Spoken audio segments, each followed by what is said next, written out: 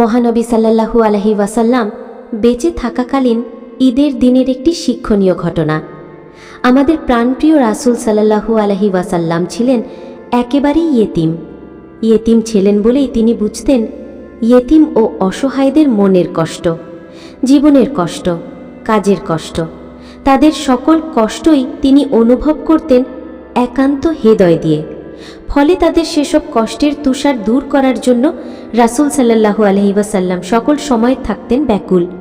তাদের প্রতি ছিল তার বিশাল হৃদয়, আকাশের মতো, তার চেয়েও বিশাল ছিল তার মন ও ভালোবাসার দরিয়া।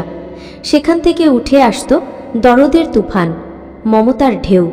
সেই ঢেউ আছড়ে পড়ত নবীর সাল্লাল্লাহু আলাইহি ওয়াসাল্লামের চারপাশে। সকলের হৃদয়ের দুকুল ছাপিয়ে যেত রাসূল সাল্লাল্লাহু আলাইহি ওয়াসাল্লামের ভালোবাসার কোমল তুষারে। মানুষের প্রতি মানুষের ভালোবাসা, সে তো এক মহৎ গুণ। মানুষকে ভালোবাসতেন রাসূল সাল্লাল্লাহু আলাইহি ওয়াসাল্লাম মন দিয়ে, প্রাণ দিয়ে, জীবন দিয়ে। কিন্তু ইয়েতিম, গরিব, দুস্থ এবং অসহায়দের প্রতি রাসূল সাল্লাল্লাহু আলাইহি ওয়াসাল্লামের ভালোবাসার মাত্রাটা ছিল অনেক অনেক গুণে বেশি, যার কোনো তুলনাই হয় না। সেই ভালোবাসার নজির তো রয়ে গেছে রাসূলের জীবনেই। তার জীবন ইতিহাস যেমন শিক্ষণীয় তেমনি পালনীয়। ঈদ মানেই তো খুশি আর খুশি, আনন্দের ঢল। সবার জন্যই চাই ঈদের আনন্দ, সমান খুশি। কিন্তু চাইলেই কি সব হয়? কিছু ব্যতিক্রম তো থেকেই যায়। যেমন রাসূল সাল্লাল্লাহু আলাইহি ওয়াসাল্লামের সময় এক ঈদে নামাজ শেষে ঘরে ফিরছেন দয়ার নবীজি সাল্লাল্লাহু আলাইহি ওয়াসাল্লাম। তিনি দেখলেন মাঠের এক কোণে বসে কাঁদছে একটি তুলতুলে কোমল শিশু। এই খুশির দিনেও কান্না! অবাক হলেন রাসূল সাল্লাল্লাহু আলাইহি ওয়াসাল্লাম। তার হৃদয়ের বেদনার ঢেউ আছড়ে পড়ল। রাসূল সাল্লাল্লাহু আলাইহি ওয়াসাল্লাম ছেলেটির কাছে গিয়ে কান্নার কারণ জিজ্ঞেস করলেন। শিশুটি বলল, আমার আব্বা আম্মা নেই, কেউ আমাকে আদর করে না, কেউ আমাকে ভালোবাসে না, আমি কোথায় যাব? ইয়েতিম নবী রহমাতুল্লিল আলামিন। ছেলেটির কথা শুনে গুমরে কেঁদে উঠল নবীজির কোমল হৃদয়, জেগে উঠল তার মর্মবেদনা। তিনি পরম আদরে শিশুটিকে বাড়ি নিয়ে গেলেন। হযরত আয়েশাকে ডেকে বললেন, হে আয়েশা, ঈদের দিনে তোমার জন্য একটা উপহার নিয়ে এসেছি, এই নাও তোমার উপহার। ছেলেটিকে পেয়ে দারুণ খুশি হলেন হযরত আয়েশা রাদিয়াল্লাহু। দেরি না করে মুহূর্তেই তাকে গোসল করিয়ে জামা পরালেন।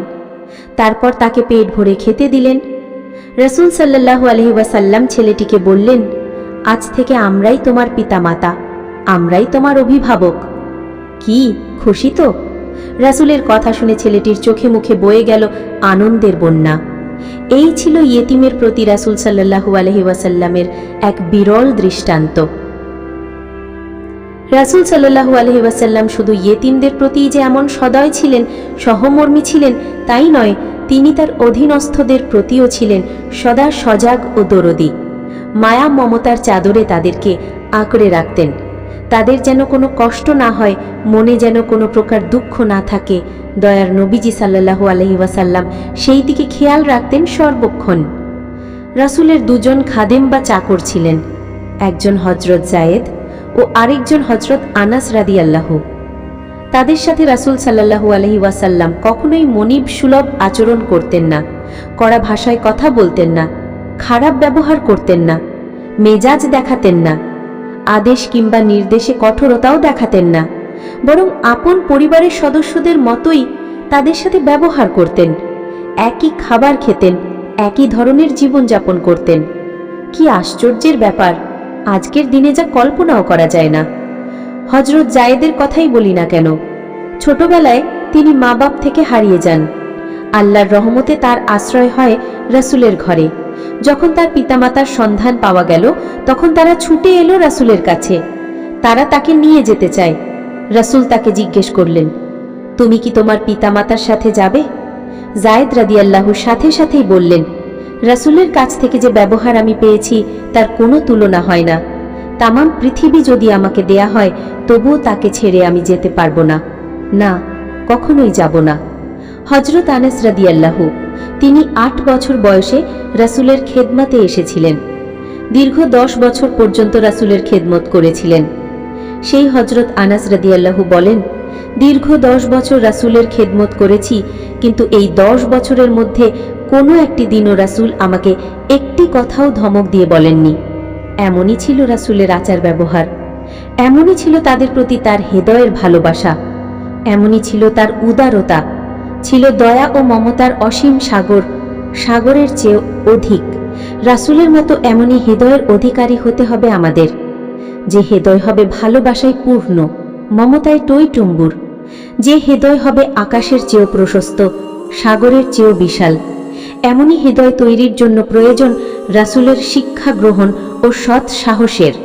এই জন্যই আমাদের রাসূলের আদর্শ অনুসরণ করতে হবে, তার পথেই চলতে হবে, তার শিক্ষাই গ্রহণ করতে হবে।